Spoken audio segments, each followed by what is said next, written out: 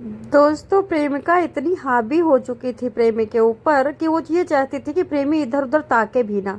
जैसे घोड़ा के मुस्का नहीं लगाया जाता, सीधे सेम सेम इसी तरह से ये प्रेमा देवी है, जो कि कॉल सेंटर में काम करती है। उम्र 27 साल है, रहने वाली कर्नाटक बेंगलुरु की है।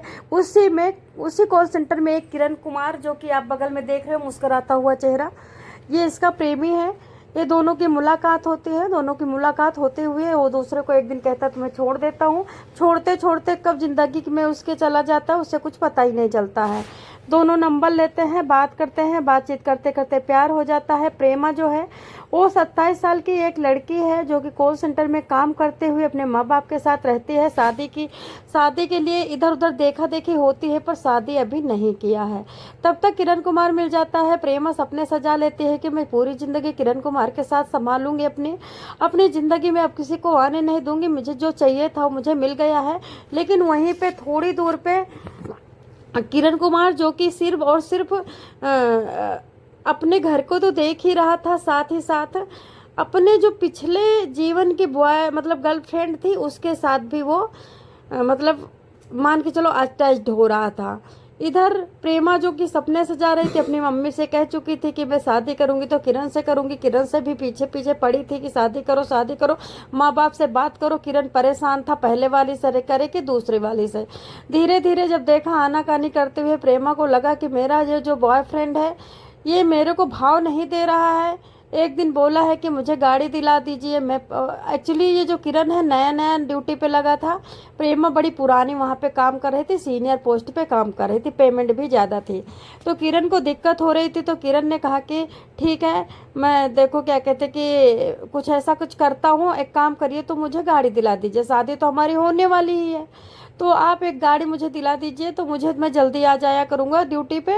मुझे थोड़ा सा दिक्कत होती है, 4 व्हीलर की ये मतलब भीड़ लग जाती है कुछ ऐसा करके। और इसी तरह से ये गाड़ी दिलाने के बहाने बुलाती है, गाड़ी दिलाने के बहाने कहती है आज आ जाइए, हम दोनों एक दूसरे के साथ बैठ के बात भी करते हैं, साथ में चलेंगे, गाड़ी भी शोरूम में देख लेंगे। किरण खुशी खुशी कुछ उछलता हुआ पागलों की तरह जाता है वहाँ पे। प्रेमा कहती है कि आज हम प्यार करेंगे। प्यार करने के बहाने पूरे कपड़े अपने उतार चुकी होती है, और पूरे कपड़े उतरवा चुकी होती है किरण के, और उसको बेड पे लिटा देती है। और लिटाने के बाद उसे धीरे धीरे सहलाती है। सहलाते ही उसके आंखों पे काली पट्टी बांध देती है। ऐसे पीछे 2 गांठें बांधती है कि जल्दी से वो खोल भी ना सके। किरण भी जवान था, उसे लगा कि हमारी जो गर्लफ्रेंड है नए तरीके से मुझे प्यार कर रही है। प्यार तो किसी को बुरा ही नहीं लगता है, चाहे जितना मुसीबत में फंसा हो, चाहे जितना बड़ा दुश्मन प्यार दे रहा हो, तो पुरुष जात ले ही लेता है। और उसके बाद धीरे धीरे पूरे शरीर को सहलाते हुए पैरों की तरफ जाती है, पैरों को भी बांध देती है। तो किरण खुश हो रहा था कि आज मुझे ज़िंदगी में पहली बार प्यार मिल रहा है अजीब टाइप का। अरे ये तो बांध बांध के प्यार कर रही है मुझे, वो भी नंगी बैठी है और खुद मुझको नंगा कर चुकी है। आज तो मुझे बढ़िया वाला प्यार मिलने वाला है। बड़ा खुश हो रहा था।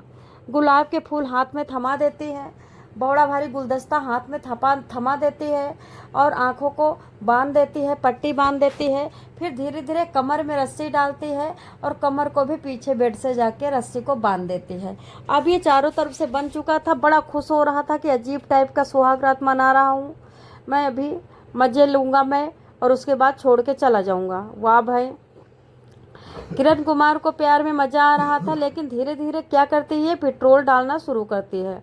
जब इसके नाक के पास थोड़ा सा जाता है पेट्रोल, तो कहता है ये तो पेट्रोल है प्रेमा। तो प्रेमा कहती है अरे चुप रहो तुम अभी। और पूरे शरीर में हयो भयो भयो, जय श्री कृष्ण जय श्री कृष्ण हर हर महादेव, पूरे शरीर में पेट्रोल को लेप कर देती है। उसके बाद आग लगा देती है। अब वो छटपटा रहा था, ना पैर खोल पा रहा था, ना आंख की गठरी जो पीछे बंधी थी 2 गांठों वाली वो खोल पा रहा था, और ना ही कमर का, तो खैर कभी खोल ही नहीं पाएगा क्योंकि कमर को ऐसे कस के पीछे से बांध दिया था। तड़पड़ाता हुआ, हाथ जोड़ता हुआ, गिड़गिड़ाता हुआ वहीं पे जलता है, और उसके साथ साथ बेड का कपड़ा जलता है, बेड के साथ साथ उसका पूरा बेड जलता है। और किस तरह से जिंदा किरण चीखता हुआ प्यार की सजा पा रहा है और जल जाता है।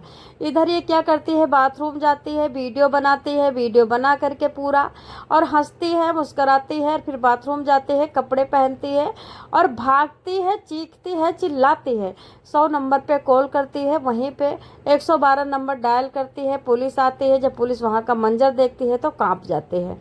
एक जिंदा आदमी उसमें बंधा हुआ चिपक चुका था बेड में। बेड का भी नामो निशान मिट चुका था, कहीं कहीं का वहाँ का लोहा बचा हुआ था। ठीक है, कपड़े सारे कमरे के जल चुके थे, कमरा का भी तहस नहस हो चुका था। जब पुलिस देखती है तो वो भाग करके बाथरूम से आते हैं, बताते हैं कपड़े पहनते हुए कि मैं भी देखो क्या कहते जलने वाली थी, मैं बाथरूम में छुप गई।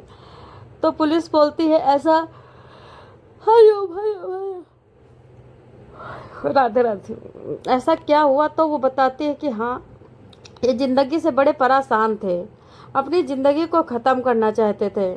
इन्होंने, हम चले गए बाथरूम नहाने धोने, उन्होंने अपने को आग लगा ली। पुलिस को कुछ बात हजम नहीं हुई। अरे ऐसे कैसे हो सकता है कि कोई आग लगाए दूसरे के घर में और घर का सदस्य सब गायब हो, शादी में गया हो एक प्लान के तहत।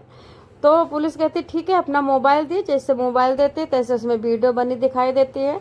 पुलिस पूछती ये क्या है, तुमने वीडियो बनाया है, ये कैसा, तुम ही तो रस्सी में बांध रही हो। तब वो रोने लगती है। तब बताती है कि साहब मैं भी मरना चाहती थी, मैं भी अपने आप को बांधना चाहती थी, लेकिन आग की लपटों की जलन से मैं नहीं जल पाई, मेरे को दर्द होने लगा, मैं भाग के बाथरूम में कपड़े पहनने लगी, नहा लिया।